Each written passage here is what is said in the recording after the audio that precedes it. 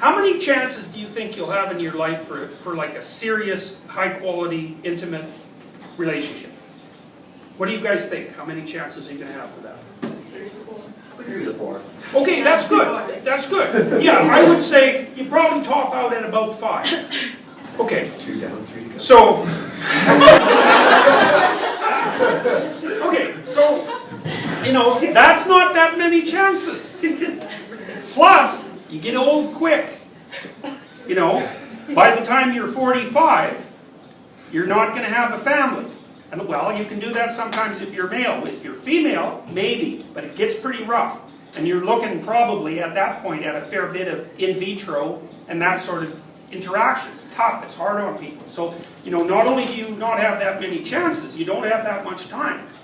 So you got to get it right. So if you get it wrong, it costs you. Like maybe it'll cost you 5 years. 5 years is a long time. So, and 3 5-year costs is like,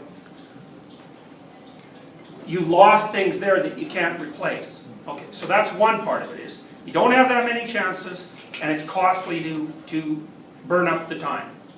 Okay, the second thing is,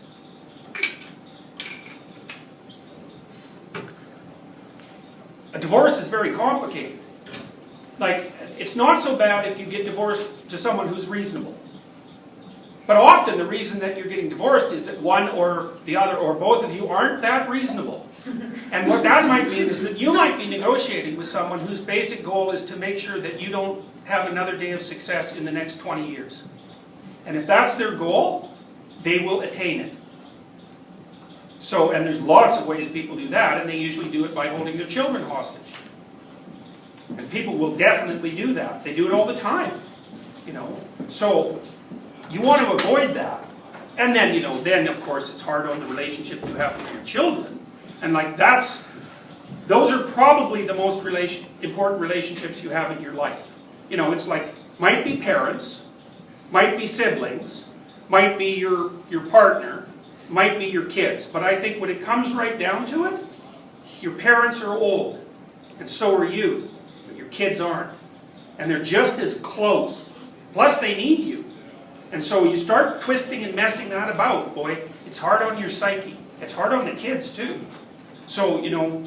So then I'm just thinking about that and what you said about how that's a cost. If you mess it up, and that's like a 5-year cost, that's it costs you, right? Oh, and it might be a 15-year cost if you're in a custody battle, and it will cost you $250,000. Right. Or let's more. say, yeah, but like, is it then, would you say, like being a psychologist, that it's better for people to like pursue a relationship that's like not good, that continue to do that and possibly incur further costs than it is to just cut it off? Because it wouldn't divorce be. Okay, it's a complicated question.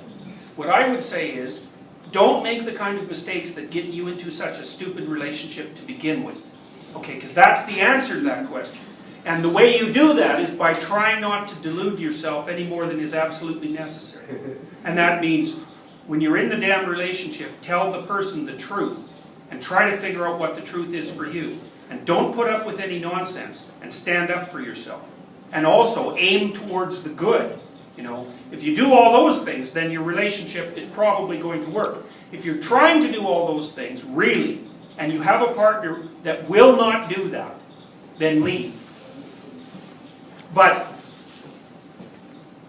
it's a rare person who won't do that if they're stepped along the way properly and they learn how to do it. Now, not everyone's like that, because you do run into some people who are basically devoted towards mayhem and trouble. You know, but usually, you know, a person is a balance of striving for the good and, you know, messing about in the hell. And, you know, you're both like that when you start a relationship, and you try to tilt it towards the good. And then you won't run into that problem. So, but you have to do that right from the beginning of the relationship, you know. It doesn't take that much to corrupt a relationship so that it's not really salvageable. Enough mistakes, 3 or 4 acts of infidelity, you're done.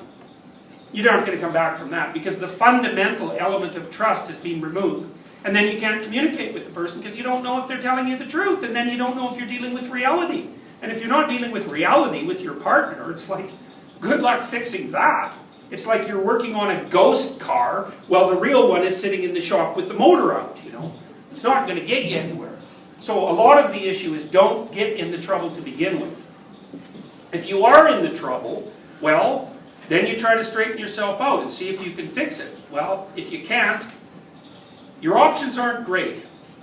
And it depends on the particularities of the situation. Now, no, I have people that I counsel, it's like, leave that person. And the rule is, they're lying to you, they aren't aiming up, and you won't be able to tolerate being with them for 10 years without becoming resentful, alcoholic, and homicidal. So that's a bad outcome.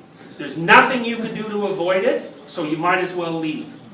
But you know, you have to have that sorted out. It has to be the truth, because it's no fun. It's no good to leave someone who's struggling in the lurch, you know, and you think, well, I'm with this person, they're not going anywhere, you know, maybe they have an alcohol problem, and they're resentful. It's like, but I'm all they've got. Well, they bloody well better want to fix that, because you're not going to be able to fix it. All that'll happen is you'll end up in the same place. Now, if they really want to fix it, more than anything, and they're willing to tell the truth about it, and willing to interact with you, then there's a ghost of a chance you might pull through it. But it's very hard to fix someone, and it's really hard to fix someone who does not want to be fixed. And there's lots of people like that. So. I was just going to say, like, a personal anecdote. My parents divorced when I was like 3. So I know that a lot of people say, like, you're harming the kids if you get divorced. And I've had to deal with a lot of, like, the tension between, like, choosing your parent and which one to agree with. But when everyone asks, like, are you upset if they got divorced? I'm like, I see how much they fight now, and I can't imagine having that happen, like, 24/7 and being in that household. Yeah, well, I mean, this is why there isn't an answer to the question. Yeah. It depends on the particularities of the situation. And so, there's lots of situations where a general answer doesn't suffice. But I would say, this is a tough one. I can tell you what's happened since the divorce laws got liberalized. The first thing that happens is that all of you are going to be divorced at about the same rate as people would have 30 years ago. Because rich people still get married. And they generally don't get divorced. Poor people do not get married. And that's like 60% of the population. And it's ramping up quick.